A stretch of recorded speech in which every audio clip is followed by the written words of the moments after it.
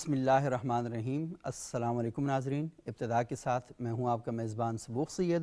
صبح بخیر ناظرین، دنیا میں سب سے زیادہ پڑھی جانے والی کتاب کا نام قرآن مجید ہے، اور دنیا میں سب سے زیادہ نہ سمجھ کے پڑھی جانے والی کتاب کا نام بھی قرآن مجید ہے۔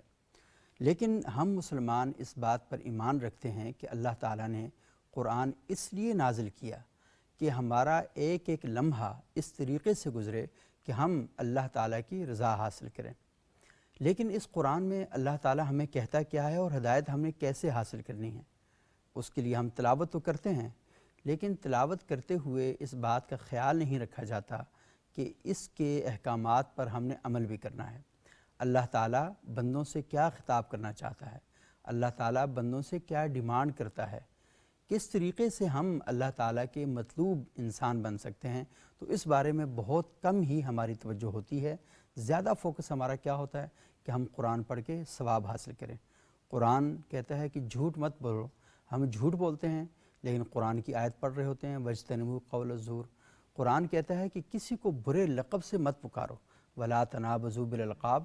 ہمارے ہاں تو بعض لوگ اس آیت کی تلاوت کرنے کے ساتھ گالم گلوچ کر رہے ہوتے ہیں، تو نعرے بھی لگائے جاتے ہیں، ایاک نعبد و ایاک نستعین، ہم تیری ہی عبادت کرتے ہیں، تجھ سے ہی مدد چاہتے ہیں، لیکن عمل کے میدان میں دیکھا جائے تو عبادت کسی اور کی ہو رہی ہوتی ہے اور استعانت کسی اور سے طلب کی جا رہی ہوتی ہے۔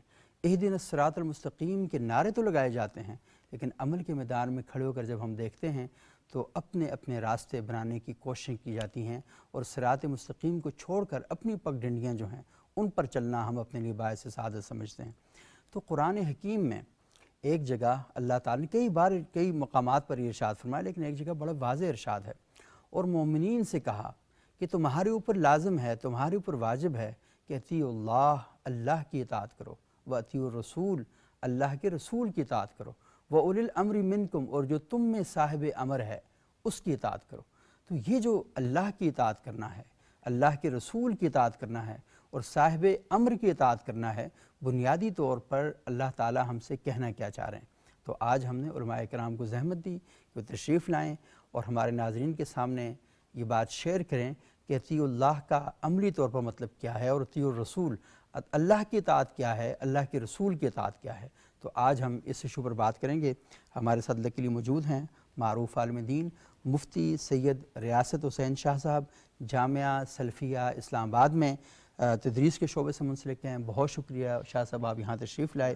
اور ہماری دوسری معزز مہمان ہیں خانم ردا بطول صاحبہ، معروف مذہبی اسکالر ہیں، اکثر اوقات ہمارے پروگراموں میں تشریف لاتی ہیں۔ بہت شکریہ خانم ردا بطول صاحبہ۔ مفتی صاحب، میں آپ سے بات کا آغاز کروں گا کہ یہ جو اطیع اللہ اور اطیع الرسول، اس بات کا قرآن میں جا بجا تذکرہ کیا گیا ہے اور اس بات کا تقاضا کیا گیا ہے، تو بنیادی طور پر اطاعت الہی ہے کیا؟ الحمدللہ رب العالمین، والصلاة والسلام علی اشرف الانبیاء والمرسلین، نبینا و حبیبنا و قائدنا و قدوتنا و قرۃ اعیننا محمد وعلی آلہ واصحابہ ومن سار علی نہجہ وتمسک بسنتہ الی یوم الدین، اما بعد۔ اللہ تعالیٰ نے قرآن مجید میں نبی کریم صلی اللہ علیہ وسلم کی اطاعت اور اپنی اطاعت کا حکم دیتے ہوئے 30 سے زیادہ مقامات پر صراحت کے ساتھ اس بات کا حکم دیا کہ تم نے اللہ اور اس کے رسول کی اطاعت کرنی ہے۔ صحیح۔ امام احمد بن حنبل رحمہ اللہ فرماتے ہیں کہ 33 آیات ایسی ہیں جس میں اللہ تعالیٰ نے اللہ اور اس کے رسول کی اطاعت کا حکم دیا ہے، اور یہ آیات 3 طرح کی ہیں۔ کچھ وہ آیات ہیں کہ جس میں اطاعت کا مقام، مرتبہ اور اس کی اہمیت و فضیلت کو بیان کیا گیا ہے کہ آپ نے اطاعت کرنی ہے، آپ کے لیے واجب الاطاعت اور واجب الاتباع کون ہے، اس بات کا تذکرہ کیا ہے۔ صحیح۔ دوسری آیات اس قسم کی ہیں کہ جس میں یہ بتایا گیا ہے کہ جو اطاعت کرنے والے ہیں ان کے لیے اللہ تعالیٰ نے کیا انعامات تیار کر رکھے ہیں اور وہ کیا فوائد سمیٹنے والے ہیں۔ اور تیسری آیات اس قسم کی ہیں کہ جس میں یہ بتایا گیا ہے کہ جو اللہ اور اس کے رسول کی بات کو نہیں مانتا اور نافرمانی کرتا ہے، روگردانی کرتا ہے، اس کے لیے اللہ تعالیٰ نے کیا سزائیں تیار کر رکھی ہیں اور اس کا انجام کیا ہونے والا ہے۔ اللہ کی اطاعت کا مطلب یہ ہے کہ اللہ تعالیٰ نے قرآن مجید میں جو کچھ ہمیں کرنے کا حکم دیا ہے ہم وہ کریں، اور جس سے روکا ہے اس سے رک جائیں۔ صحیح۔ اور اللہ تعالیٰ کی اطاعت ہمیں کیسے پتہ چلے گا کہ اس کام میں اللہ تعالیٰ کی رضا ہے اور اللہ تعالیٰ نے کرنے کا حکم دیا ہے؟ جب ہم قرآن مجید کو پڑھیں گے، بے شک اللہ کے رسول صلی اللہ علیہ وسلم نے فرمایا ترکت فیکم امرین لن تضلوا ما تمسکتم بہما کتاب اللہ و سنتی وفی روایت وعطرتی۔ اللہ کے رسول نے فرمایا میں تمہیں دو چیزیں چھوڑ کے جا رہا ہوں، جب تک تم ان کو مضبوطی سے تھامے رکھو گے کبھی گمراہ نہیں ہوگے۔ ایک اللہ کی کتاب ہے جو اللہ رب العالمین نے میری اور آپ کی ہدایت کے لیے نازل کی ہے۔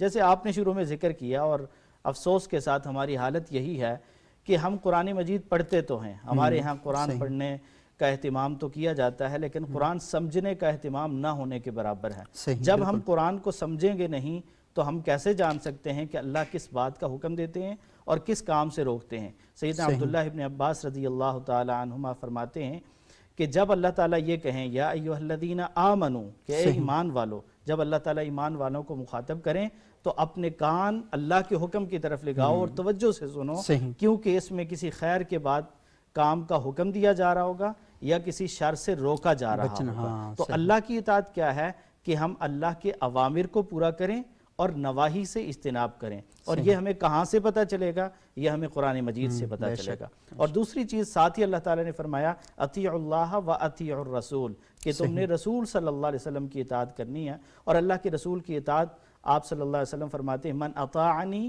فقد اطاع اللہ، جس نے میری اطاعت کی اس نے اللہ کی اطاعت کی، ومن عصانی فقد عصى اللہ، جس نے میری نافرمانی کی اس نے اللہ کی نافرمانی کی۔ تو اللہ کے رسول کی اطاعت کو اللہ تعالیٰ نے اپنی اطاعت کے ساتھ ذکر کیا، اور غیر مشروط اطاعت ہے اللہ کی بھی اور اللہ کے رسول کی بھی۔ اور اللہ کے رسول کی اطاعت ہم کیسے کر سکیں گے؟ ہم تو آپ کو نہیں دیکھ رہے، آپ تو اس دنیا سے جا چکے ہیں، تو ہم کیسے؟ تو آپ صلی اللہ علیہ وسلم کے فرامین، آپ کی احادیث وہ ہمارے پاس محفوظ ہیں، ہم ان فرامین اور ان احادیث سے یہ متعین کریں گے کہ اللہ کے رسول صلی اللہ علیہ وسلم کا طریقہ کار کیا تھا اور کس حد تک ہم نے اطاعت کرنی ہے۔ اللہ تعالیٰ قرآن مجید میں فرماتے ہیں لَقَدْ كَانَ لَكُمْ فِي رَسُولِ اللَّهِ أُسْوَةٌ حَسَنَةٌ، اللہ کے رسول تمہارے لیے نمونہ ہیں، آئیڈیل ہیں۔ کس چیز میں؟ کیا صرف نماز پڑھنے میں، صرف روزہ رکھنے میں؟ نہیں، آپ کی زندگی کا ہر پہلو میرے اور آپ کے لیے اسوہ حسنہ ہے، بہترین نمونہ ہے، چاہے وہ آپ کا عقیدہ ہو، چاہے وہ آپ کا اخلاق اور کردار ہو، آپ کے معاملات ہوں، آپ کے شب و روز ہوں، آپ کی عبادات ہوں، نماز روزہ ہو، کوئی بھی چیز ہے، آپ کے بڑوں کے ساتھ معاملات کیسے ہیں، چھوٹوں کے ساتھ کیسے ہیں، آپ ایک بادشاہ اور ایک حاکم کے اعتبار سے آپ کی حیثیت اور مقام اس کو بھی ہم نے دیکھنا ہے، ایک والد ہونے کے اعتبار سے آپ کیسے والد ہیں اس کو بھی ہم نے دیکھنا ہے، ایک معلم اور مربی ہونے کے اعتبار سے آپ کیا مقام اور حیثیت رکھتے ہیں اس کو بھی ہم نے دیکھنا ہے۔ تو زندگی کے ہر شعبے میں، ہر پہلو میں ہم نے اللہ کے رسول صلی اللہ علیہ وسلم کی اطاعت کرنی ہے، فرمانبرداری کرنی ہے، اور ہماری یہ باتیں بھی تبھی اللہ کے ہاں قبول ہوں گی جب ہم آپ کے نقش قدم پہ چلیں گے۔ ہمارے یہاں عام طور پہ زور دیا جاتا ہے اس بات پہ کہ آپ کی عبادت ویسی ہونی چاہیے جیسے اللہ کے رسول کی تھی، لیکن افسوس کہ ہم اس بات پہ زور نہیں دیتے کہ آپ کا اخلاق بھی ویسا ہونا چاہیے، آپ کا عقیدہ اور نظریہ بھی ویسا ہونا چاہیے، آپ کا رویہ اور کردار بھی ویسا ہونا چاہیے جیسے اللہ کے رسول صلی اللہ علیہ وسلم کا تھا۔ بہت شکریہ مصعب، آپ نے بڑی تفصیل کے ساتھ اور بڑے اہم نکات پر بات کی ہے۔ اچھا خانم رضا بطول صاحبہ، جب ہم بات کرتے ہیں نا کہ اللہ کی اطاعت کرنی چاہیے اور اللہ کے رسول کی، چاہیے کیا ہمارے اوپر لازم اور واجب ہے اور قرآن ہمیں اس بات کا حکم دیتا ہے، یہاں پر ایک چھوٹا سا سوال جو پیدا ہوتا ہے ہمارے ذہنوں میں کہ قرآن پر تو ہمارا ایمان ہے، اب ایمان ایک بات کا تقاضا کرتا ہے کہ جو کچھ لکھا ہوا ہے اس کو من و عن اس پر ایمان بھی لانا اور اس پر عمل بھی کرنا۔ تو مجھے بتائیے گا کہ جو شخص قرآن پر کہتا ہے کہ میں ایمان لاتا ہوں اور قرآن کے کہے ہوئے پر اپنے جو اعمال ہیں ان کو سر انجام نہیں دیتا، یہ کیسا شخص ہے؟ اور یہ جو اطاعت الہی ہے یہ کیسے تو اس کے اوپر متصل ہو سکتی ہے، اس کے ساتھ جڑ سکتی ہیں؟ اعوذ باللہ من الشیطان الرجیم، بسم اللہ الرحمن الرحیم۔ سبوق صاحب بہت اچھا سوال اور بہت اچھا موضوع کہ جس پہ بات کرنا بہت ضروری ہے، اور یہ ایسا ہی ہے جیسے آپ نے شروع میں ایک جملہ کہا کہ بہت زیادہ پڑھی جانے والی کتاب بھی قرآن مجید ہے اور نہ سمجھ کے پڑھی جانے والی کتاب بھی قرآن مجید ہی ہے۔ تو جب ہم بات کرتے ہیں قرآن مجید کی اور ان کی احکامات کی اور ان پر تمام تر وہ آیات کے جس میں اطاعت الہیہ اور اطاعت رسالت کا حکم ملتا ہے، تو ہمارے لیے سب سے پہلے جاننا، ناظرین کے لیے بھی اور ہم سب کے لیے بھی یہ بہت ضروری ہے کہ لفظ اطاعت کا مطلب کیا ہے۔ صحیح، ہم اطاعت کو کس معنی میں لیتے ہیں، یا جو دیکھ رہے ہیں یا جو سن رہے ہیں قرآن کی آیات پڑھ رہے ہیں ان کے نزدیک لفظ اطاعت کیا ہے؟ صحیح، اطاعت مطلب پیروی کرنا، کس کی کے نقش قدم پہ چلنا. صحیح. اور نقش قدم پہ چلنے کا کیا مطلب ہوتا ہے؟ کسی نے اگر ایک قدم رکھا ہے نا، اگر وہ تمہارا رہبر ہے، اگر وہ تمہارا لیڈر ہے، تو نقش قدم مطلب تمہارا قدم بھی اسی نقش پر ہو. صحیح. ہاں، یہ جو ہم معنی لیتے ہیں، بہت دعا کرتی ہوں کہ کاش یہ ہمارے قلب کی بھی زینت بنے. میں اگر کہہ رہی ہوں کہ اطاعت کرو، مطلب اطاعت کا مطلب ہے نقش قدم پہ چلنا. اطیعوا اللہ مطلب اللہ کہہ رہا ہے تم میری اطاعت کرو، مطلب تم میرے نقش قدم پر چلو. اور پہلا نقش قدم کیا ہے؟ وہ پہلا نقش کیا ہے جو اللہ نے مسلمانوں کے لیے چھوڑا؟ وہ توحید ہے. واہ. ہاں؟ ہم اس توحید کے نقش قدم پر ہی نہیں چل رہے تو ہم رسول تک کیسے پہنچیں گے؟ ہم ذات خدا کو ہی نہیں پہچانتے کہ وہ کتنا مہربان ہے. ابھی کچھ ٹائم پہلے ہم ایک موضوع پہ گفتگو کر رہے تھے تو آپ نے بڑی خوبصورت بات کی کہ جب آپ جو سوچتے ہیں وہی ہوتا ہے. ایسے ہی بالکل. ہاں. تو جو سوچتے ہیں، میں خدا کے بارے میں کیا سوچتی ہوں، میرا پوائنٹ آف ویو کیا ہے خدا کے لیے، کہ اگر میں کہتی ہوں کہ میں اللہ کی اطاعت کرتی ہوں تو کیا میری نزدیک میں رب کی محتاج ہوں یا دنیا والوں کی؟ صحیح. اطاعت تو اسی بندے کے لیے ہوتی ہے نا کہ جو آپ کے لیے آئیڈیل ہو، جو آپ کے لیے سب سے بڑا مشعل راہ ہو. میں جب خدا کو آئیڈیلائز ہی نہیں کر رہی، میں خدا پہ جب ٹرسٹ ہی نہیں کر رہی، جب یقین ہی نہیں کر رہی، تو اطاعت کہاں سے آئے گی؟ دوسری بات آپ نے کہی کہ قرآن کی جو آیات ہیں اس کو مسلمان کیوں جب پڑھتا ہے تو سمجھتا نہیں ہے، اس کو اپنے اوپر کیوں نہیں لاتا؟ سب سے بڑی کمی یہ ہے کہ ہم نے رسول خدا صلی اللہ علیہ وسلم جیسی ذات کو چھوڑ کر دنیا والے وجودوں کو اپنے لیے لیڈر بنا رکھا ہے. صحیح. میرے لیے آپ کی بات معتبر ہے، میرے لیے بہت بڑے لیڈر کی بات معتبر ہے، لیکن رسول صلی اللہ علیہ وسلم کی جو احادیث ہیں، جو ان کا اخلاق ہے، آغا صاحب نے بڑی خوبصورت بات کی کہ اطاعت میں فقط یہ چیز نہیں آتی نماز پڑھو، روزہ رکھو. اطاعت میں آپ کا اخلاق بہت اہم ہے. ایسے ہی ہے بالکل. اور آپ دیکھیں جو سب سے بڑا عبادت گزار ہے اس کے پاس اخلاق کی کمی نظر آتی ہے، اس کے پاس غرور اور تکبر نظر آتا ہے. ایسا کیوں ہے؟ کیونکہ ہم نے اطیعوا اللہ و اطیعوا الرسول کا مطلب فقط نماز، روزہ، ان چیزوں کو سمجھ لیا ہے. صحیح. مطلب 5 وقت کی نماز پڑھنی ہے، مجھے گھر آ جانا ہے، کیا گھر والے مجھ سے راضی ہیں یا نہیں، کیا ان کے حقوق میں ادا کرتی ہوں یا نہیں، ان چیزوں پر میری نظر نہیں ہے. تو جب ان چیزوں پہ نظر نہیں ہے تو میں اس نقش پر بھی قدم نہیں رکھ رہی جس کا حکم مجھے رسول خدا صلی اللہ علیہ وسلم نے دیا ہے.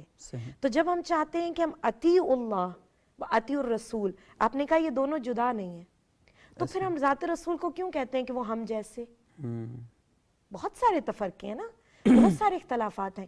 جب اللہ اپنی اطاعت کے ساتھ اپنے نبی کی اطاعت کو جوڑ رہا ہے تو ہم کون ہوتے ہیں یہ کہنے والے کہ وہ ہم جیسا ہے؟ ہم جیسے تو بہت سارے لیڈرز ہیں پھر جو عدل نہیں کرتے، جو انصاف نہیں کرتے. رب نے اپنی اطاعت کے ساتھ جس ذات کو جوڑا ہے وہ ہم جیسا نہیں ہے، نعوذ باللہ. اس کی صفات بھی ہم جیسی نہیں ہے. ہم نے ان کی پیروی کر کے ان جیسا بننے کی کوشش کرنی ہے.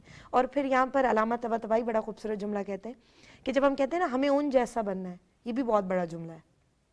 ہم ان جیسا نہیں بن سکتے، لیکن کن جیسا بن سکتے ہیں؟ ان جیسا بن سکتے ہیں کہ جن کو رسول خدا صلی اللہ علیہ وسلم نے اپنی زندگی میں امیر بنایا اپنے بعد. صاحب نے ایک حدیث پڑھی رسول خدا کی کہ جس نے اللہ کو راضی کیا اس نے رسول کو راضی کیا، اور جس نے مجھے ناراض کیا اس نے رسول کو ناراض کیا. اور پھر اس سے اگلے جملے، اور جس نے رسول نے جس کو منتخب کیا ایز اے امیر، وہ سمجھ لو میری طرف سے منتخب کردہ امیر ہے. ہاں، اور مجھے اس کی اطاعت کرنی ہے. تو کیا میں رسول خدا صلی اللہ علیہ وسلم کے مقرر کردہ تاریخ اسلام میں جو حاکم موجود تھے، کیا میں ان کو مانتی ہوں؟ کیا میں ان کو فالو کرتی ہوں؟ کہ جن کے بارے میں رسول خدا صلی اللہ علیہ وسلم کہہ رہے ہیں کہ میرے جانے کے بعد یہ تمہارے لیے مشعل راہ ہے، یہ تمہارے لیے ہدایت کا سامان ہے. تو ہم کہاں ہیں؟ ہم تو اپنی ذات میں ڈوبے ہوئے ہیں نا. اللہ اور بندے کا تعلق ہی مضبوط نہیں ہے تو وہ اطاعت رسول تک کیسے پہنچ سکتا ہے؟ تو پہلے بہت ضروری ہے جب ہم ان ٹاپکس کا انتخاب کریں تو ہمیں پتہ ہو کہ لفظ اطاعت کا مطلب کیا ہے. نقش پر قدم رکھنا. اور ہم تو بہت بھٹکے ہوئے ہیں، ہم ادھر ادھر سارے قدم رکھتے ہیں لیکن اطاعت خدا والی جگہوں پہ ہم نے قدم نہیں رکھنے. تو ایک بہت بڑا المیہ ہے، کاش اس چیز کو ہم پہچان سکیں. اور یہ بڑی اہم بات آپ نے کی ہے. اور دیکھیں قرآن حکیم میں اللہ تعالیٰ یہی والی بات کرتے ہیں کہ دیکھیں اللہ کی ذات تو ہمیں دکھائی نہیں دیتی. جی بالکل. اور اللہ تعالیٰ نے قرآن نازل کرا تو مکی کی وادی میں ایک شخص نے ہمیں کہا کہ اللہ کی ذات مجھ سے ہم کلام ہوئی ہے، اس نے یہ قرآن ہمیں دی ہے. اس قرآن میں لکھا ہوا ہے کہ تمہارے لیے تمہارے رسول کی ذات اسوہ حسنہ ہے، بہترین نمونہ اللہ کے رسول کی ذات ہے، اور وہ جو رسول کی ذات ہے تو مجھے حکم دیا گیا ہے کہ تم نے صرف انہی کی بات، ہاں انہی کی بات کرنی ہے، انہی جیسا بننے کی کوشش کرنی ہے۔ اور دیکھیں رتبے میں تو ہم اللہ کے رسول صلی اللہ علیہ وسلم تک 1000 کوششوں کے باوجود نہیں پہنچ پاتے، ایسے ہی لیکن عمل کیا کون سا کرنا ہے؟ آئیڈیل وہی ہے جو اللہ کے رسول نے کیا۔ تو آئیڈیل یعنی یہ ہو سکتا ہے کہ وہ 100 نمبر پہ کھڑے ہیں، میں 98 پہ پہنچ جاؤں، میں 94 پہ پہنچ جاؤں، میں 50 پہ پہنچ جاؤں، لیکن مسئلہ یہ ہے کہ میری ساری زندگی کے جدوجہد کیا ہے کہ اللہ کے رسول صلی اللہ علیہ وسلم کے جو نقش قدم ہیں ان تک پہنچنا ہے، اور اعمال میں ان جیسا نہیں تو کم از کم ان کی کسی صف میں کھڑا ہوا وہاں تک پہنچ جاؤں۔ تو یہ تھوڑا سا ہمارے ہاں یہ پرابلم پیدا ہو جاتا ہے کہ قرآن میں اللہ تعالیٰ کہتے ہیں نا کہ وہ شخصی حوالے سے تو ہم جیسے ہی ہیں، بشر مثلکم ہیں، اس حوالے سے تو ایسے ہی ہیں، لیکن مرتبے کے حوالے سے اللہ تعالیٰ نے جو مرتبہ کہا تلک الرسل فضلنا بعضهم علی بعض، کہ رسولوں میں سے بعض کو بعض پر فضیلت عطا فرمائی ہے، تو خاتم النبیین کی جو فضیلت ہے تو اس تک تو انبیاء پہنچنے کی کوشش نہیں کرتے، چاہے جائے کہ عام انسان کو پہنچنے کی کوشش کرے، تو ان کا تو اپنا ایک مقام اور مرتبہ ہے، لیکن اس دنیا میں فرقواریت کا توڑ ذات رسالت مآب ہے۔ ہر فتنے کی راستے میں جو کھڑی ہوئی دیواریں ہیں ان کو توڑنے کا نام اللہ کے رسول کی ذات ہے، اور جب مسلمان کہیں گے نہ میں نے اس گلی میں جانا ہے، نہ میں نے اس گلی میں جانا ہے، احترام سب کا کرنا ہے، لیکن جانا کدھر ہے؟ ایسے ہی اللہ کے رسول، اور اللہ کے رسول کے خاندان میں، اللہ کے رسول کے اصحاب میں وہ لوگ جو سب سے زیادہ مقرب ٹھہرے، اس کی وجہ کیا ان کا خاندان کا ہونا ہے یا ان کا اللہ کے رسول کی ذات کے ساتھ اطاعت کا رشتہ ہے اس کی وجہ سے؟ بالکل۔ اور چچا کے بارے میں کہا کہ تبت یدا ابی لہب وتب، ابو لہب تو چچا ہے نا، اور کتنا خوش ہوا جب اللہ کے رسول کی پیدائش ہوئی، لیکن اللہ نے کہا کہ وہ اور اس کی بیوی دونوں ہلاک ہو جائیں، کیوں کہ اطاعت رسول کا جو پیمانہ اللہ نے مقرر کیا تھا وہ اس سے روگردانی کر رہے تھے۔ تو یہ بہت بڑی زبردست آپ نے اسی میں ایک بس حدیث ایڈ کرنا چاہوں گی مولا علی ابن ابی طالب علیہ السلام کی، وہ کہتے ہیں جس کو اس کا حسب گرا دے نا اس کو اس کا نسب نہیں اٹھا سکتا۔ واہ، بہت خوب، بہت خوب۔ میں چاہے جتنے بڑے لیڈر کی بیٹی ہوں، اگر میری ذات میرا کردار مجھے گرا رہا ہے نا تو میرا نسب مجھے اٹھا نہیں سکتا۔ بہت خوبصورت بات۔ تو رسول خدا صلی اللہ علیہ وسلم سے بہت سارے رشتے جڑے ہوئے تھے، ابھی آپ نے ابو لہب کی بات کی، یہ سب رشتے دار ہیں، لیکن چونکہ ان کے حسب گرے ہوئے تھے تو نسبتیں آپ کو کبھی نہیں اٹھا سکتی۔ ہاں، اور نسبتیں اسی وقت کام کریں گی جب اتباع ہو حسب بڑا اللہ کے رسول صلی اللہ علیہ وسلم کی طرف۔ مفتی اعجاز صاحب بہت شکریہ، آپ تشریف لائے ہمارے پروگرام میں، اور ہم آج بات کر رہے ہیں کہ اللہ کی اطاعت اور اللہ کے رسول صلی اللہ علیہ وسلم کی اطاعت یہ وہ سفینہ نجات ہے کہ اس میں جو بیٹھے گا وہ ہدایت بھی پائے گا، اور اسی کے لیے فلاح کے سارے سرٹیفکیٹ بھی موجود ہیں۔ تو میں چاہوں گا تھوڑے سے اپنے خیالات کا اظہار فرمائیں آپ۔ بسم اللہ الرحمن الرحیم۔ محمد سید الکونین والثقلین والفریقین من عرب ومن عجم، ماشاءاللہ، دعا الی اللہ فالمستمسکون بہ والمستمسکون بحبل غیر منفصل۔ ماشاءاللہ، ماشاءاللہ، بہت شکریہ صبح صاحب، اور بہت اچھا آپ نے موضوع کا انتخاب کیا، اور یقیناً یہ تو حضور کا ذکر بھی ہماری سانسوں کی خوشبو ہے، بے شک بے شک، ٹھیک ہے، ہماری روح کا چین ہے، دل کا قرار ہے، اور ہمارے اندر ایک تازگی اور فرحت کا جو وہ احساس پیدا ہوتا ہے جب ہم حضور کا ذکر خیر فرماتے ہیں صلی اللہ علیہ وسلم، جب جن کا نام اتنا اعلیٰ ہے کہ جو روح کو پاک کر دیتا ہے، تو پھر ان کے نقش قدم پہ چلنا تو اس کو پھر رفعت عروج کی کس بلندیوں پر لے کے جائے گا۔ یقیناً دو چیزیں ہیں جو قرآن مجید فرقان حمید نے رسول اللہ صلی اللہ علیہ وسلم کی عملی زندگی کے حوالے سے ہمیں بتائی ہیں، ایک ہے اطاعت رسول اور ایک ہے اتباع رسول واہ، صلی اللہ بے علیہ وسلم، شک، اور دونوں میں ہلکا سا ڈیفرنٹ اور فرق ہے۔ جی جی، فکری طور پر ہم آہنگی کا نام اطاعت ہے، کسی کی قول فعل کو فکری طور پہ ایکسیپٹ کرنا یہ ہے اطاعت، صحیح، اور اس کے عملی طور پر پریکٹیکلی اس کے نقش قدم پر چلنا یہ ہے اتباع۔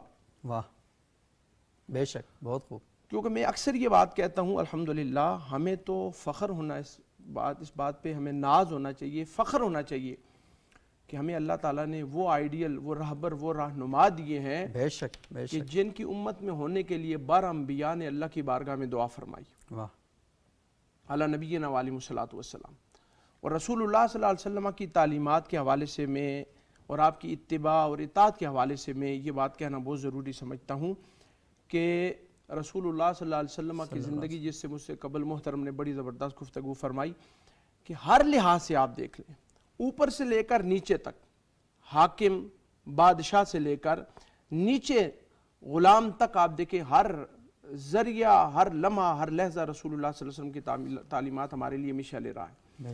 مثال کے طور پر ایک صحابی رسول رضی اللہ تعالیٰ عنہ صلی اللہ علیہ وسلم جب روم کو اللہ تعالیٰ نے مسلمانوں کو غلبہ عطا کیا، کیسر و کسریٰ کی سپر پاور جو اس وقت تھی، جب یہ مسلمانوں کے ہاتھوں پر اللہ تعالیٰ نے ان کو مغلوب کیا تو انہوں نے مسلمانوں کے لیڈروں کی دعوت کی۔ صحیح۔ اور جب دعوت پر پہنچے تو ایک صحابی رسول جب دسترخوان پر بیٹھے تو آپ کے ہاتھ سے لقمہ گر گیا۔ اچھا۔ جب لقمہ گرا تو آپ نے بسم اللہ الرحمن الرحیم پڑھ کے اسے اٹھایا، صحیح، اور دیکھا کہ اس پر کوئی مٹی وغیرہ یا کوئی ایسا چیز تو نہیں لگی تھی، تو انہوں نے بسم اللہ الرحمن الرحیم پڑھا، اس کو کھا لیا۔ تو قریب بیٹھے ایک صحابی نے آپ کو ٹوکا، کہا کہ آپ شاہانہ مجلس میں بیٹھے ہوئے ہیں اور یہاں پر تو ان کا لباس آپ دیکھیں، ان کی وضاحت دیکھیں، آپ سارے ان کے معاملات دیکھیں، تو کیا کمال کا جملہ آپ نے فرمایا۔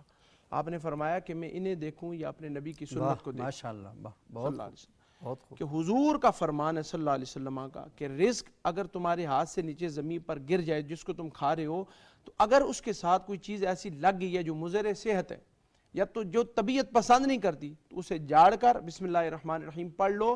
بلکہ ایک حدیث کا مفہوم یہاں تک ہے، گرچہ ضعیف حدیث ہے لیکن فضائل میں قبول ہے، فرمایا جو نیچے سے ٹکڑا اٹھا کے بسم اللہ پڑھ کے کھاتا ہے، اللہ 70 بیماریوں سے اسے نجات عطا فرماتا ہے۔ ٹھیک ہے، تو یہ اتباع پہلو کا میں آپ کو ایک عملی نمونہ بتا رہا ہوں کہ اس حد تک صحابہ نے رسول اللہ صلی اللہ علیہ وسلم کی تعلیمات پہ عمل کیا۔ اور سیدہ کائنات، سیدہ طیبہ طاہرہ حضرت سیدہ عائشہ صدیقہ سلام اللہ علیہ آپ ارشاد فرماتی ہیں کہ حضور کا اخلاق جس طرح باہر تھا بے آئین ہی، اسی طرح گھر کے اندر تھا۔ صحیح۔ اب ہمارے ہاں یہ دیکھا جاتا ہے نا کہ گھر میں ہمارا بیہیویئر اور ہوتا ہے بیوی کے ساتھ، بچوں کے ساتھ، اور باہر ہم بڑا انداز کے ساتھ چلتے ہیں، دوستوں کی مجلس کے اندر ہمارا جو ہے نا وہ وضاحت بڑی اچھی ہوتی ہے معاملات، لیکن گھر کے اندر ہمارے معاملات وہ نہیں ہوتے۔ تو یہ رسول اللہ صلی اللہ علیہ وسلم کی تعلیمات آپ عملی طور پر دیکھ لیں۔ حضرت انس بن مالک رضی اللہ تعالیٰ عنہ 10 سال حضور کی خدمت پر معمور رہے۔ آپ فرماتے ہیں ان 10 سالوں میں ایک لمحہ بھی ایسا نہیں آیا کہ حضور نے مجھے کبھی ڈانٹا ہو، سخت رویہ میرے ساتھ اختیار کیا ہو، بلکہ وہ حقیقت میں رحمت للعالمین تھے۔ حضور کا ایک ایک لمحہ، ایک ایک لحظہ، ایک ایک گھڑی میرے لیے مشعل راہ ہے کہ رسول اللہ نے مجھے 10 سالوں میں جو میری تربیت کا معیار اور منہج رکھا۔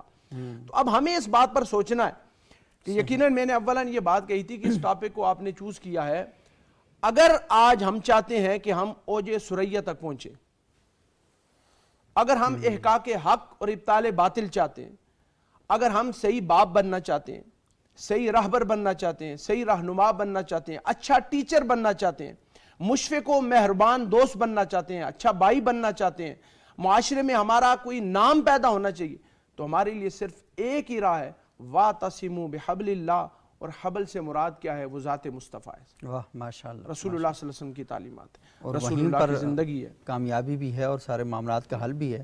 لیکن یہاں پر ایک سوال ضرور پیدا ہوتا ہے کہ جس ملک میں ہم بستے ہیں، جی، پوری دنیا کی نظریں اس ملک پہ لگی ہیں، اللہ تعالیٰ نے اس کو کن کن انعامات سے نوازا ہے، ہم اس ملک سے فائدہ نہیں اٹھا رہے۔ جی یہی بات۔ اور فکری طور پر اور مذہبی طور پر جو ذات ہم مسلمانوں کے پاس ہے، پوری دنیا اس ذات میں سے علم کشید کرتی ہے، اخلاق اور تقوی کشید کرتی ہے، اپنے معاملات کو اور اپنے معاشروں کو بہتر بناتی ہے، لیکن ہم وہاں سے بھی فائدہ نہیں اٹھا رہے۔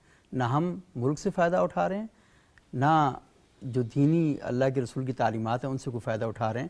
تو اس کا مطلب ہے کہ یہاں پر ایک سوال پیدا ہوتا ہے، وہ سوال یہ ہے کہ یہ کجی ہمارے دلوں کے اندر، ہمارے ذہنوں کے اندر کیوں پائی جاتی ہے؟ تو اس پر ناظرین تھوڑی سی بات کریں گے ایک وقفے کے بعد۔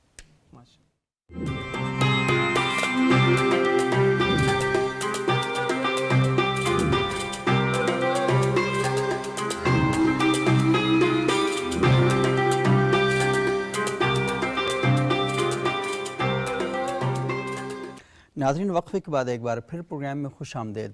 آج ہم بات کر رہے ہیں کہ اللہ کی اطاعت اور اللہ کے رسول صلی اللہ علیہ وآلہ وسلم کی اطاعت مسلم معاشروں کا نشان منزل ہے۔ ان کی صبح و شام کی جستجو، ان کی صبح و شام کی گفتگو ان کا مرکز و محور یہی ہوتا ہے کہ اللہ کے رسول کی ذات تک کیسے پہنچنا ہے اور اللہ کے رسول کی ذات کو سامنے رکھتے ہوئے اللہ تک کیسے پہنچنا ہے۔ تو مسلم معاشرے تو اس تڑپ میں اور اس لگن میں ہر وقت مصروف رہتے ہیں۔ اگر آپ کے سامنے کوئی ایسا شخص ہو جو ہیروں کی کرسی پر بیٹھا ہوا ہو، سونے کی کرسی پر بیٹھا ہوا ہو اور وہ بھوکا ہو، تو آپ سب اسے کہیں گے نہیں کیا بیوقوف آدمی ہے، کیا احمق آدمی ہے، تھوڑا سا سونا بیچ کر یہ اپنی بھوک ختم کر سکتا ہے۔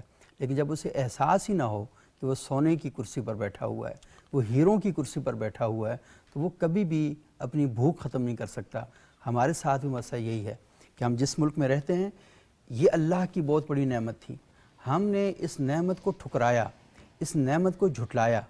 ہمارے ملک کے اندر دنیا بھر سے سرمایہ کار آنا چاہتے ہیں اور وہ یہ چاہتے ہیں کہ اس ملک میں سرمایہ کاری کریں اور یہاں سے کما کر باہر لے کر جائیں۔ نہ ہم خود کما رہے ہیں نہ دوسروں کو کمانے کے مواقع فراہم کر رہے ہیں۔ وجہ کیا ہے کہ ہر وقت ہماری آپس کی جو چپقلش ہے وہ ختم نہیں ہوتی۔ ایک مظاہرہ ختم ہوتا ہے تو اس مظاہرے سے کچھ اور مظاہرے پیدا ہو جاتے ہیں، پھر ٹینشن ختم نہیں ہوتی، گلی محلے کی لڑائیاں جھگڑے فتنہ فساد ختم نہیں ہو رہا۔ اور ہمارا دین ہمیں اس بات کی تعلیم دیتا ہے کہ اگر تم نے اپنی معیشت کو مضبوط کرنا ہے تو سب سے پہلے تم نے اپنے معاشروں کے اندر امن لے کر آنا ہے۔ اور امن کس وقت آئے گا؟ جب آپ بات کو سمجھیں گے، ڈائلاگ کریں گے، مکالمہ کریں گے، ایک دوسرے کی نیتوں پر حملہ نہیں کریں گے۔ اور دوسرا یہ ہے کہ جس دین کے بارے میں ہم بات کرتے ہیں اور بڑے فخر سے ہم کہتے ہیں کہ سر بھی قربان، جان بھی قربان، لیکن اس دین کی تعلیمات پر عمل کرنے کے لیے ہمارے پاس وقت نہیں ہے۔ ہم نعرے لگا کر اور محبت کے اظہار کر کے دین کی بنیادی تعلیمات سے روگردانی اور انحراف کر رہے ہوتے ہیں۔ تو یہ جو سوچ ہے اس پر بہت زیادہ غور کرنے کی ضرورت ہے کہ ہم فکر کریں کہ ہمارے ساتھ جو کچھ ہو رہا ہے اس کی وجہ کیا ہے۔ یہ عملی منافقت ہے۔ تو شاہ صاحب بڑی زبردست گفتگو آپ تینوں معزز مہمانوں نے کی اور بڑی فکر انگیز بھی ہے۔ تو میں تھوڑا سا یہ چاہوں گا کہ یہ جو بات ہے مطلب اس میں مجھے بتائیں کون سا مسلمان ہے پاکستان میں جو اس بات پہ شک کرتا ہے؟ مسلمانوں کو چھوڑیں، ہمیں مسیحی کہتے ہیں، یار آپ اپنی دینی تعلیمات پہ عمل کر لیں۔ آپ یقین مانیں کہ کئی پروگراموں میں ہمیں ہندوؤں نے کہا یار چھوڑیں ہمیں، آپ کے رسول صلی اللہ علیہ وسلم کی جو زندگی ہم نے پڑھی ہے نا تو پلیز آپ اس پر عمل کریں۔ ہم سے ہندو کہہ رہے ہیں، ہم سے سکھ کہہ رہے ہیں، ہم سے مسیحی کہہ رہے ہیں، یار وہ جو اطیع اللہ اطیع رسول ہے نا، آپ کا قرآن آپ کہتے ہو، آپ اس پر عمل کر لیں۔ تو ہم کیوں اتنی دو رنگی کا شکار ہیں؟ موضوع تو اتنا طویل ہے کہ انسان فکر میں پڑ جاتا ہے کہ کہاں سے بات شروع کی جائے اور کہاں ختم کی جائے۔ بنیادی لیکن یہ ہمارے دکھ ہیں نا جی یہ جب ہم نے کلمہ پڑھا اور کہا کہ لا الہ الا اللہ محمد رسول اللہ، تو ہم نے اللہ کے ساتھ یہ وعدہ کیا کہ اللہ تیرے علاوہ ہم کسی کی بندگی نہیں کریں گے، صحیح، اور اس میں بھی ہم پورے نہیں اترے۔ اور جب ہم نے کہا محمد رسول اللہ تو ہم نے یہ بھی اللہ کے ساتھ ایگریمنٹ کیا کہ اللہ تیری بندگی تیرے پیغمبر کے طریقے کے مطابق کریں گے، اپنی مرضی سے نہیں کریں گے، اور اس میں بھی ہم پورے نہیں گزر رہے۔ صحیح، ہم دیکھتے ہیں کہ جب ہمارے سامنے ہمارے پیغمبر کا نام آتا ہے ہم جھومتے ہیں، خوش ہوتے ہیں، لیکن جب حکم آتا ہے، فرمان آتا ہے تو گھوم جاتے ہیں، پھر ہم جھومتے نہیں ہیں، پھر ہم اپنی راہیں جدا کر لیتے ہیں اور ہمیں لگتا ہے کہ یہ کام تو میرے لیے اس پہ عمل کرنا تو بڑا مشکل ہے۔ حالانکہ اللہ تعالیٰ نے قرآن مجید میں حکم یہ دیا ہے ما آتاکم الرسول فخذو، جو پیغمبر تمہیں دیتے ہیں اسے مضبوطی سے تھام لو، وما نہاکم عنہ فانتہوا، اور جس سے روکتے ہیں اس سے باز آ جاؤ، اس کے قریب بھی نہیں جانا۔ اور اللہ کے رسول صلی اللہ علیہ وسلم نے جہاں ہمیں عبادات سکھائی ہیں، طریقہ کار سکھایا ہے، وہاں ہمیں اخلاقیات بھی سکھائی اور ساری چیزیں، تو ہم نے اللہ تعالیٰ نے حکم دیا یا ایھا الذین آمنوا ادخلوا فی السلم کافہ، ایمان والو اسلام میں پورے داخل ہو جاؤ۔ اور اسلام کیا ہے؟ اسلام وہی ہے جو اللہ نے بھیجا ہے اور پیغمبر نے ہم تک پہنچایا ہے۔ اللہ اور اس کے رسول کی بات یہ اسلام ہے، یہ شریعت ہے، اور اس میں اللہ تعالیٰ نے پورا داخل ہونے کا حکم دیا ہے۔ لیکن ہمارے اندر کس کس بات کا ہم رونا روئیں، یہ منافقت بھری ہوئی ہے کہ ہم اللہ اور اس کے رسول کا نام تو بڑی خوشی سے لیتے ہیں لیکن اللہ اور اس کے رسول کی بات ماننے کو ہم تیار نہیں ہیں، اور اس کے لیے ہم قربانی دینے کو بھی تیار نہیں ہیں۔ ایک شخص آپ کو لڑتا ہوا نظر آئے گا کہ وہ کافر ہے، میں اس سے لڑ رہا ہوں کیونکہ وہ رب کو نہیں مانتا، وہ نماز نہیں پڑھتا، وہ یہ نہیں کرتا، اور خود جب اپنے آپ کو دیکھتا تو نماز وہ خود بھی نہیں پڑھ رہا، دوسرے سے لڑ رہا ہے کہ یہ قرآن کو نہیں مانتا، اور خود اپنے آپ سے نہیں لڑتا کہ مجھے تو قرآن کی سمجھ ہی نہیں آتی، مجھے تو قرآن پڑھنا ہی نہیں آتا، بہت خوب۔ دوسرے سے لڑ رہا ہے کہ وہ دین کو نہیں مان رہا اور خود دین پہ عمل ہی نہیں کر رہا، دین پہ چل ہی نہیں رہا، تو یہ جو ہماری منافقت ہے یہ ہمیں کہیں کا نہیں چھوڑ رہی۔ اور اللہ تعالیٰ نے اپنے پیغمبر کی ہر معاملے میں اطاعت کا حکم دیتے ہوئے اور جو نافرمان ہیں انہیں ڈراتے ہوئے کہا فَلْيَحْذَرِ الَّذِينَ يُخَالِفُونَ عَنْ أَمْرِي أَن تُصِيبَهُمْ فِتْنَةٌ أَوْ يُصِيبَهُمْ عَذَابٌ أَلِيمٌ، کہ جو پیغمبر کی بات نہیں مانتے انہیں ڈرنا چاہیے کہ وہ کسی فتنے میں مبتلا ہو جائیں یا انہیں دردناک عذاب پہنچے۔ آج ہم کتنے فتنوں میں مبتلا ہیں، آج ہمارے اوپر کتنے عذاب مسلط ہیں، آج ہم کتنی تکلیفوں کا شکار ہیں، تو وجہ کیا ہے کہ ہم نے اللہ کے رسول کی اطاعت ہی نہیں کی۔ اللہ تعالیٰ تو پہلے سے ڈرا رہے ہیں کہ جو نافرمانی کرے گا، پیغمبر کی بات نہیں مانے گا، تو وہ اللہ کے عذاب سے اور فتنوں سے ڈرے۔ اور پھر اللہ تعالیٰ نے یہ اجازت کسی کو نہیں دی کہ وہ اپنی مرضی کی زندگی گزارے۔ جب ہم نے بندگی رب کی کرنی ہے تو طریقہ بندگی وہی ہوگا جو پیغمبر کے ذریعے اللہ تعالیٰ نے ہمیں دیا ہے۔ وَمَا كَانَ لِمُؤْمِنٍ وَلَا مُؤْمِنَةٍ إِذَا قَضَى اللَّهُ وَرَسُولُهُ أَمْرًا أَن يَكُونَ لَهُمُ الْخِيَرَةُ مِنْ أَمْرِهِمْ وَمَنْ يَعْصِ اللَّهَ وَرَسُولَهُ فَقَدْ ضَلَّ ضَلَالًا مُبِينًا۔ اللہ تعالیٰ فرماتے ہیں کسی مومن مرد اور عورت کے لیے یہ جائز نہیں ہے پیغمبر کے فیصلے کے آنے کے بعد وہ اپنا اختیار استعمال کرے، اور جو ایسا کرے گا وہ واضح طور پر گمراہ ہے، وہ اپنے آپ کو جو مرضی کہتا رہے۔ میرے اور آپ کے پیغمبر نے ہمیں صراط مستقیم دیا، آپ نے سیدھی لائن کھینچی اور اس کے دائیں بائیں چھوٹی چھوٹی لکیریں کھینچی، اور آپ نے پھر اس آیت کی تلاوت کی وَأَنَّ هَذَا صِرَاطِي مُسْتَقِيمًا فَاتَّبِعُوهُ وَلَا تَتَّبِعُوا السُّبُلَ فَتَفَرَّقَ بِكُمْ عَنْ سَبِيلِهِ، کہ سیدھی لائن یہ میرا راستہ ہے، یہ جنت کا راستہ ہے جو جنت کی طرف لے کے جا رہا ہے، اور دائیں بائیں جو چھوٹی چھوٹی لکیریں آپ نے کھینچی ان کے بارے میں فرمایا کہ یہ شیطان کے راستے ہیں، ہر ایک پہ شیطان کھڑا ہے اور اپنی طرف بلا رہا ہے۔ تو جو اس راستے سے ہٹ رب گیا، کا دائیں راستہ بائیں ہو ایک ہے گیا، اور سیدھا ہے، جی، اور شیطان کے بے شمار راستے ہیں اور ٹیڑھے مڑے، جو دائیں بائیں ہو گیا تو وہ پھر صراط مستقیم سے ہٹ گیا۔ آج ہم سفر کرنے کے لیے موٹر وے پہ چڑھیں نا، کوئی ہزار دلیلیں دے کے کہے کہ نہیں جی ٹی روڈ پہ آ جائیں، ہوٹلز بہت ہیں، فلاں چیز بہت ہے، فلاں چیز، ہم نیچے اترنے کو تیار نہیں ہوتے۔ یہاں ہمیں شیطان بلا لیتا ہے کہ ہاں پیغمبر کا راستہ تو یہ ہے لیکن نہ وہ بڑا مشکل ہے، اس پہ چلنا تمہارے بس کی بات نہیں ہے، پیغمبر تو معصوم تھے، وہ تو اللہ کے مقرب تھے، وہ اس راستے پہ چلے ہیں، تم فلاں فلاں کے راستے پہ چلو تو بس تم بھی جنت میں پہنچ جاؤ گے۔ تو اس دھوکے میں انسان کو نہیں آنا چاہیے۔ اللہ کے رسول کی اطاعت کریں گے تو کامیاب ہوں گے، دنیا میں بھی اور آخرت میں بھی۔ اللہ تعالیٰ قرآن مجید میں فرماتے ہیں وَمَن يُطِعِ اللَّهَ وَرَسُولَهُ فَقَدْ فَازَ فَوْزًا عَظِيمًا، جو اللہ اور اس کے رسول کی بات مانتا ہے وہ عظیم کامیابی حاصل کرتا ہے۔ اور وہ عظیم کامیابی کیا ہے؟ دوسری جگہ فرمایا وَمَن يُطِعِ اللَّهَ وَالرَّسُولَ فَأُولَٰئِكَ مَعَ الَّذِينَ أَنْعَمَ اللَّهُ عَلَيْهِم مِّنَ النَّبِيِّينَ وَالصِّدِّيقِينَ وَالشُّهَدَاءِ وَالصَّالِحِينَ وَحَسُنَ أُولَٰئِكَ رَفِيقًا، کہ جو اللہ اور اس کے رسول کی اطاعت کرتا ہے وہ نبیوں کے ساتھ ہوگا، وہ صدیقین کے ساتھ ہوگا، وہ شہداء اور صالحین کے ساتھ ہوگا۔ اللہ ہمیں بھی ان کا ساتھ عطا فرمائے۔ آمین آمین۔ بہت خوبصورت گفتگو کی شاہ صاحب آپ نے، اور یہ دیکھیں یہ بات ہم سب لوگوں نے طے کرنی ہے کہ ہم نے کیا اللہ کے رسول کی مرضی کے مطابق چلنا ہے یا رسول ہماری مرضی کا ہونا چاہیے۔ ایسے مطلب ہم جو کچھ کر رہے ہیں تو ایسا لگتا ہے کہ جیسے ہم اللہ کے بھیجے ہوئے رسول سے مطمئن نہیں ہیں، اور ہم یہ چاہتے ہیں کہ جو کچھ ہم کر رہے ہیں مذہب کے نام پر تو یوں لگ رہا ہے کہ جیسے رسول ہماری مرضی کا ہونا چاہیے، اور اس پر اور جو ہوائے نفس ہے اتباع ہم اس کی کر رہے ہیں تو اس کے وجہ سے پرابلم پیش آ رہے ہیں۔ اچھا خانم رضا بطول صاحبہ، آپ ماشاءاللہ پاکستان میں پڑھیں، پڑھاتی بھی رہیں، ایران سے بھی آپ نے تعلیم حاصل کی، یہ تھوڑا سا کیونکہ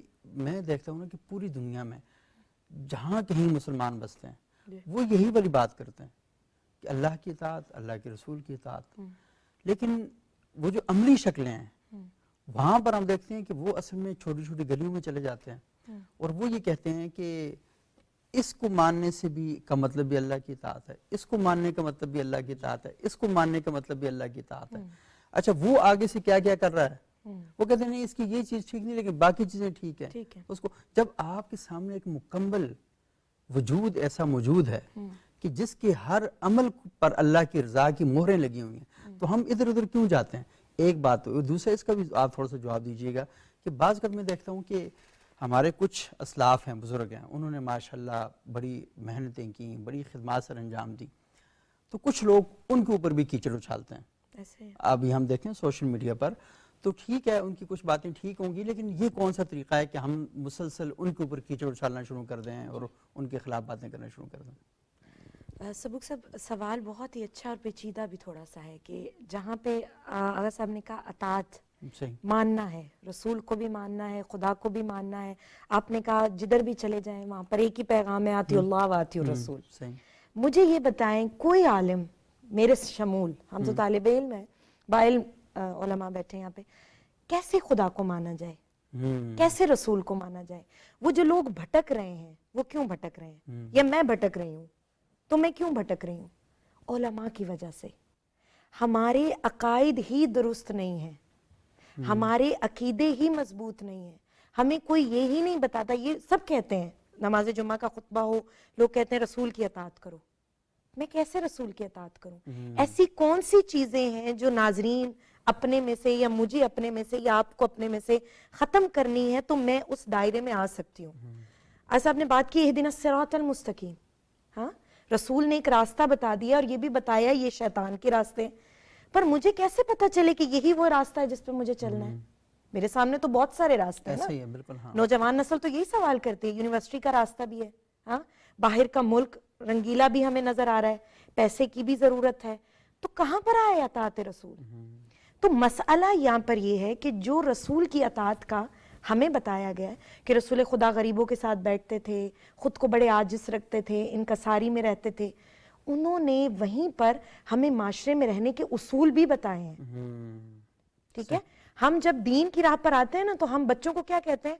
कोशिश करो मदरसे में दाखिल हो जाओ, तुम खुदा और रसूल को पहचान जाओगे।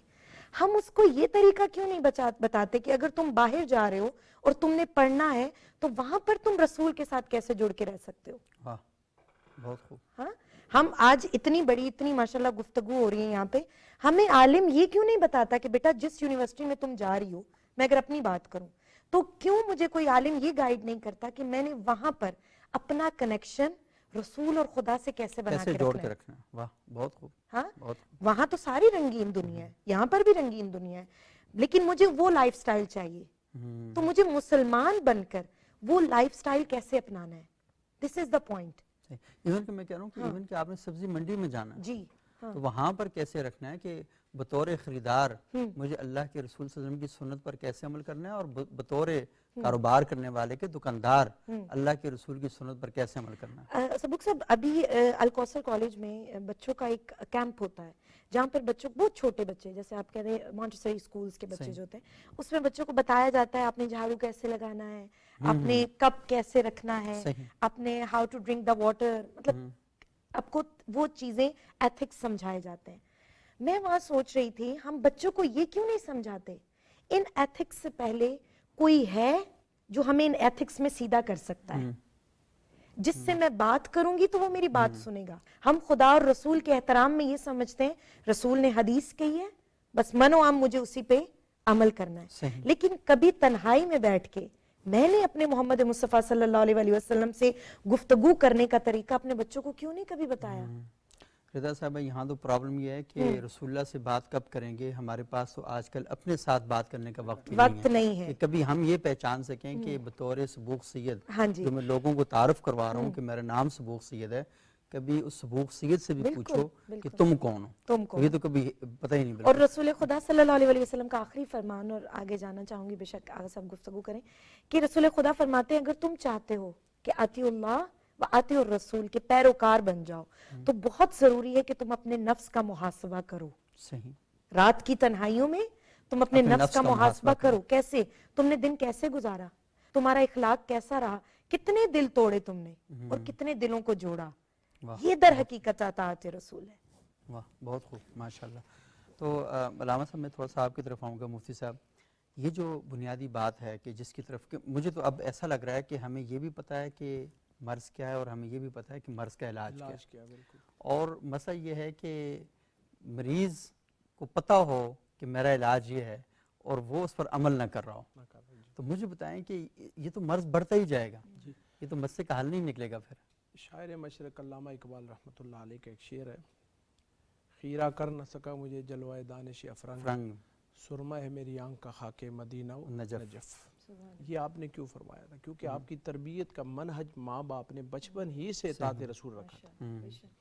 हम थ्योरी यानी लफ्ज़ों की गुत्थियाँ सुलझाना आसान है, حضور کی شان میں آپ جتنے قصیدے آپ لفظوں کے الفاظ کا ایروپے کرتے وہ آ جائیں گے. پریکٹیکلی عملی طور پہ آپ دیکھ لیں دا لاز آف عمر، صحیح، یو کے اندر یہ لفظ ورڈ استعمال کیا جاتا ہے. صحیح، بالکل ٹھیک ہے، عمر باقی- لاز، بالکل جی عمر لاز. اچھا اسی طرح یورپ کنٹریز کو آپ دیکھ صحیح، لیں. اچھا آپ میں شروع سے آپ کو میں اس طرف لے کے آ رہا ہوں. حضرت عمر ابن خطاب رضی اللہ تعالیٰ عنہ کے دور حکومت سے آپ دیکھ لیں زکوٰۃ دینے والے آپ کو ہزاروں مل رہے ہیں، لینے والا ایک بھی نہیں مل رہا. صحیح، اسلام نے وہ روشن دور دیکھا.